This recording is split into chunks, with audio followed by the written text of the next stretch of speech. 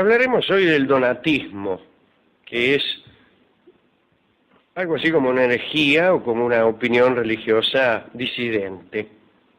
Así que rápidamente al galope nos vamos hacia el año, hacia el año 314, poco después del edicto de Milán, que a instancias de Constantino sacaba de la ilegalidad al cristianismo y lo elevaba como religión oficial. Al suceder aquello, muchos cristianos, en vez de contentarse, se horrorizaron, porque no podían soportar que la Iglesia hiciera causa común con las autoridades imperiales que habían sido habituales perseguidores del cristianismo.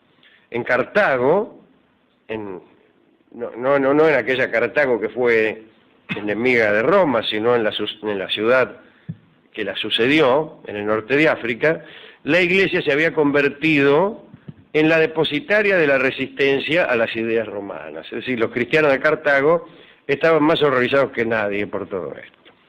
La Iglesia cartaginesa se oponía enérgicamente a todo lo que significara un compromiso con el mundo que había sido pagano. Hablaban de una pureza ritual absoluta, no soportaban ni siquiera los conversos, no abrían las puertas a los nuevos cristianos, y ese fue el trasfondo de la herejía llamada donatista, que ocupó buena parte del norte de África, que en aquel tiempo formaba parte del Imperio Romano. Hubo un asunto de sucesión episcopal que desató un conflicto. Unos 80 obispos de Numidia declararon nulo el ordenamiento de Cecilio como obispo de Cartago. Es decir, la gente de Roma, la gente del imperio, lo nombró obispo a Cecilio.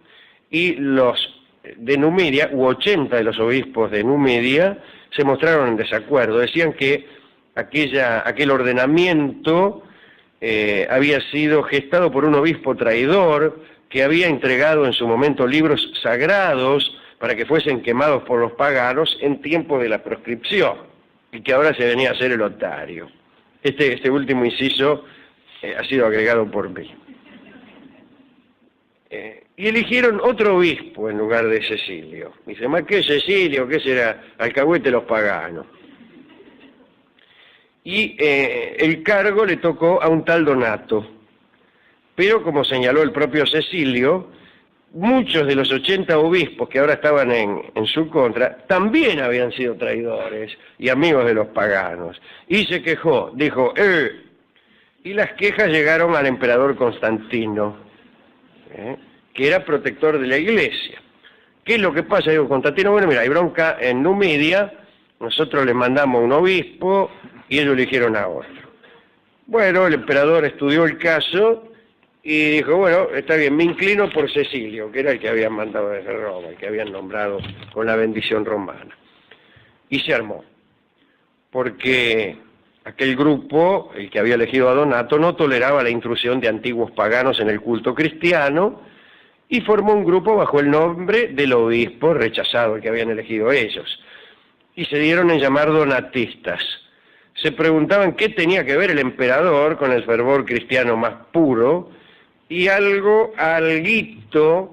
de razón tenían, porque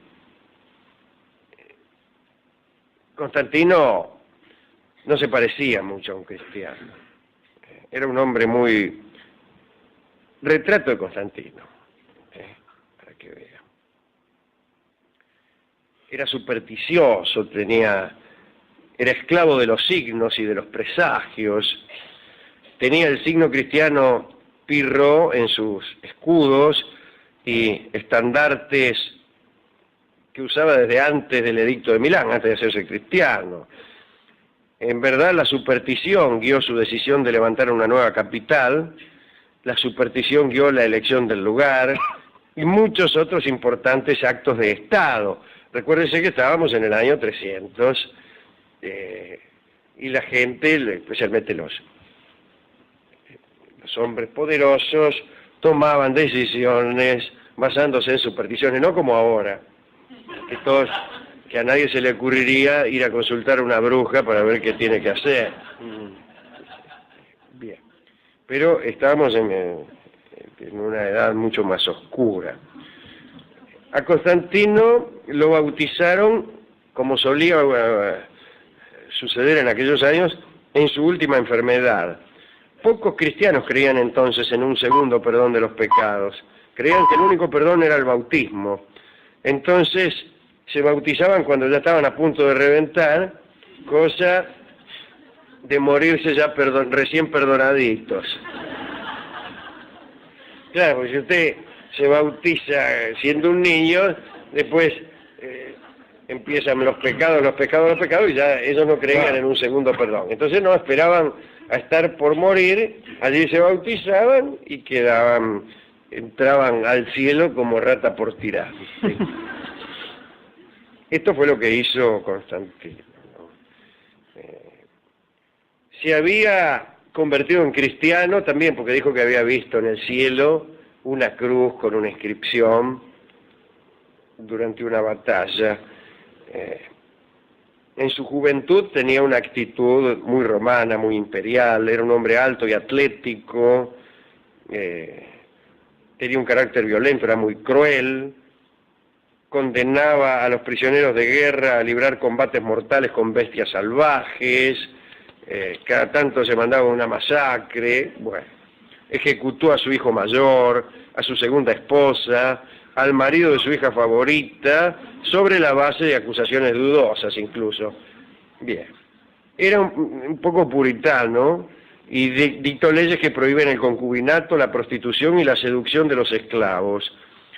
Su vida privada, sin embargo, era monstruosa, especialmente cuando envejeció, porque envileció muchísimo. También engordó muchísimo, lo que no tiene nada que ver con esto, pero ese era Constantino. Andaba siempre empilchado con enorme lujo, ¿no? Llevaba una tiara en el marote donde la iba a llevar y una multitud de joyas en los brazos. Ese era Constantino. Así que alguna razón tenían los donatistas del norte de África en preguntarse qué tenían de cristiano, ¿no? Aquel tipo. Y bueno, no sé, ¿usted con quién está? ¿Con los donatistas? Porque yo todavía no tomé. En verdad, algunos historiadores dudan del verdadero cambio de las ideas religiosas de Constantino con aquella cruz que vio, ¿no? En realidad parece haber sido un adorador del sol. El culto del sol era un culto pagano tardío, el culto de Mitra, ¿no? Parece que el arco triunfal, levantado después de su conversión, era más bien un testimonio del dios Sol. Y había incluso muchos cristianos nuevos que no distinguían mucho entre el culto de Mitra y el culto de Cristo, y decían que Cristo guiaba su carro a través del cielo, se arrodillaban de cara al este, e incluso la fiesta de la Navidad, en el día del nacimiento del sol, en el solsticio de invierno, proviene de aquella época. Pues bien, incluso algunos dicen que vaya a saber si es que vio aquella cruz en el cielo, que bueno. Dice Johnson, nuestro amigo Paul Johnson, en su Historia del Cristianismo, que es posible que Constantino abrazara el cristianismo porque eso convenía a sus intereses personales. En la iglesia oficial, en su iglesia oficial, su propio papel no estaba del todo distanciado del que correspondía al dios emperador de los paganos. Y así lo atestiguan los bustos colosales y las estatuas de su persona que andaban por todas partes. Muy bien. Constantino, como emperador, creía que él mismo era un agente importante en el proceso de salvación y que era tan vital como los apóstoles. Incluso ordenó que le prepararan una tumba en la nueva iglesia de los apóstoles, previendo que su cuerpo compartiría el título con los propios apóstoles. Creía que él era el apóstol número 13. Iba a poner las tumbas de los apóstoles ahí, 6 y 6, y él en el medio. Bueno, los donatistas preguntaban cómo podía ser posible que la iglesia cristiana albergase en su sistema un personaje tan extraño, y resistieron. Los donatistas pudieron aprovechar no solo el sentimiento religioso rigorista de sus comunidades, sino también el nacionalismo local y el sentimiento antirromano y antiimperial que había en el norte de África. El cristianismo que apoyaba y comandaba Constantino estaba en verdad confinado a los terratenientes y a la burguesía urbana romanizada de la ciudad, de los macanudos en una palabra, ¿no? En cambio, la iglesia donatista expresaba las aspiraciones de los nativos pobres, de los distritos interiores, de los distritos montañeses, en fin. Y apelaron estos donatistas a la violencia. Qué tanto ni qué tanto. Andaban en grupos armados con garrotes, a los que denominaban israeles, y con estos garrotes castigaban a los cristianos romanizados. Cuando se apoderaban de una iglesia oficial, la purificaban echándole cal en las paredes. Tenían ejércitos privados que se llamaban circuncelium, y ellos se autodenominaban capitanes de los santos.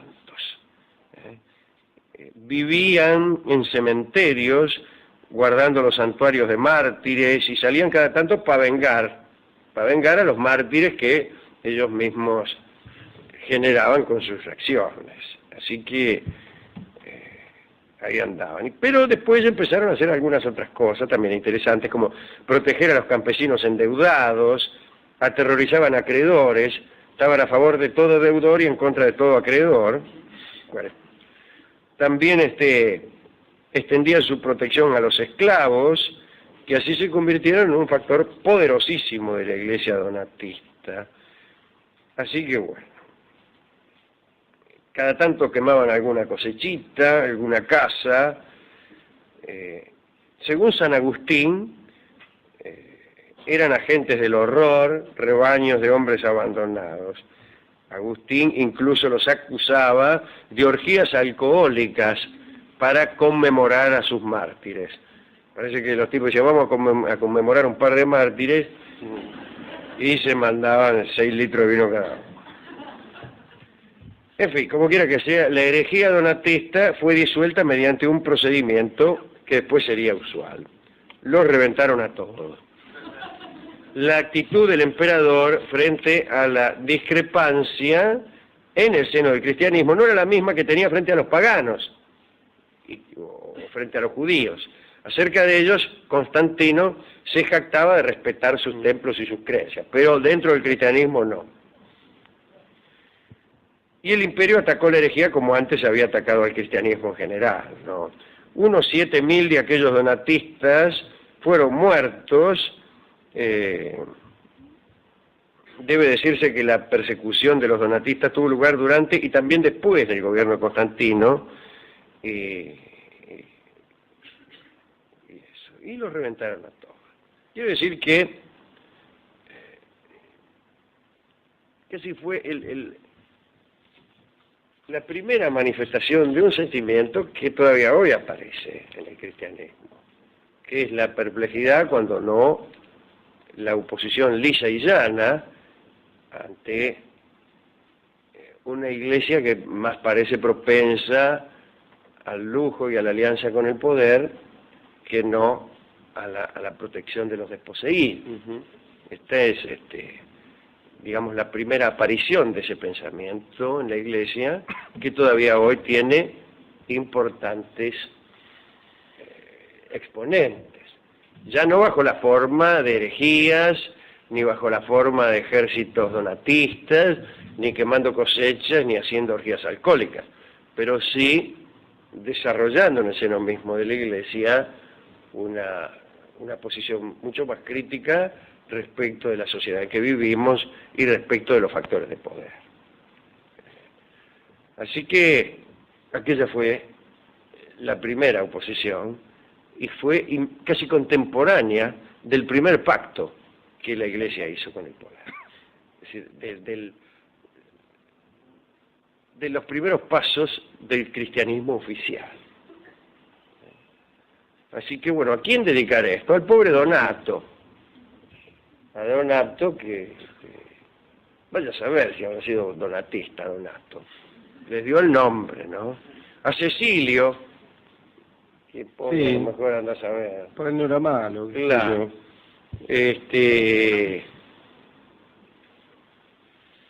Y a los cristianos pobres que sentían como extraña aquel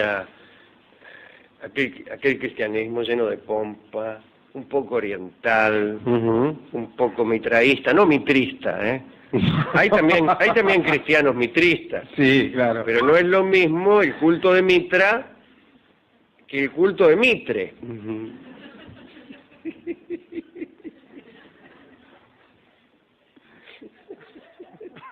El culto de Mitra ha sido absorbido por el cristianismo general. Ya. No así el culto de Mitre.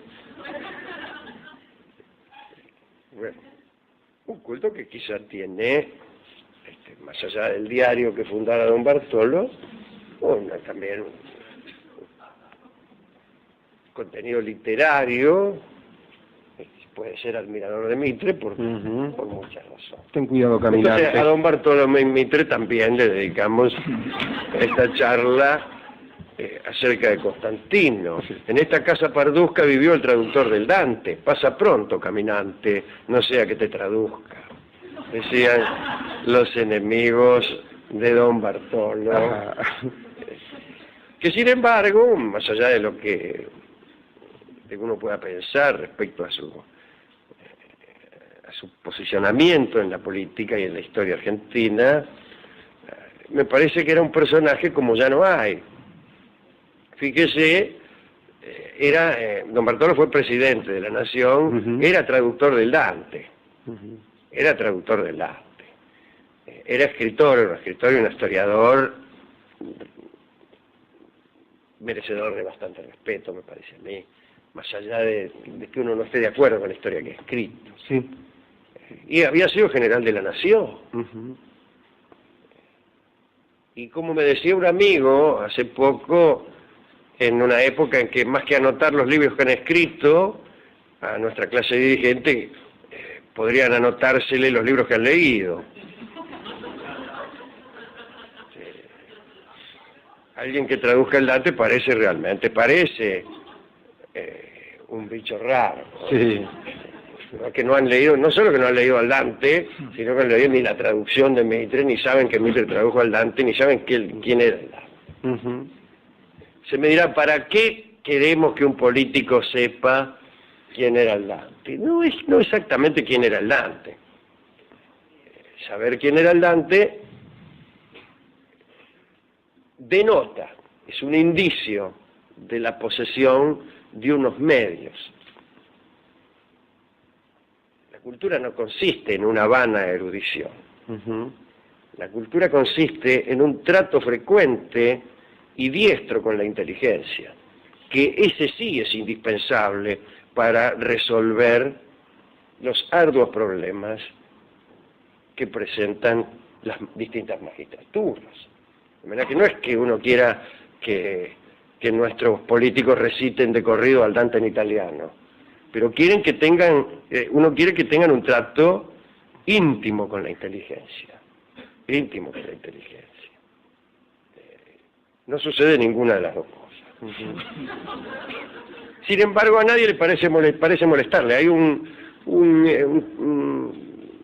una propaganda o un mensaje televisivo del Círculo Publicitario Argentino que con muy buena intención, hay una bandera argentina y aparecen unas virtudes mientras se tararea el himno que deben ser exigidas a los magistrados, a los políticos, a quienes se ocupen de la cosa pública. Entonces aparece honestidad, sabiduría no, honestidad, bueno, aparece un montón de patriotismo, desinterés, está fenómeno.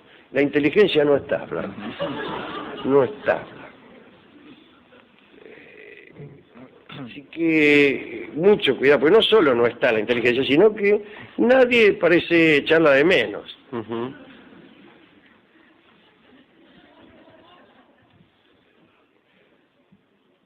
Hemos ido a la discoteca a buscar discos sobre Constantino, sobre herejía, sobre cristianismos, y hemos encontrado una bella canción que canta el Mundo Rivero y que pasamos nosotros solos. La canta el Mundo Rivero con su sola guitarra y se llama Suplicando a la Cruz. Y más allá de la aparición de la cruz en esta canción, como también en el episodio que vino a convertir a Constantino, esta es también una hermosa canción de amor. Así que vamos a escucharla con mucho agrado. Adelante, don Leonel.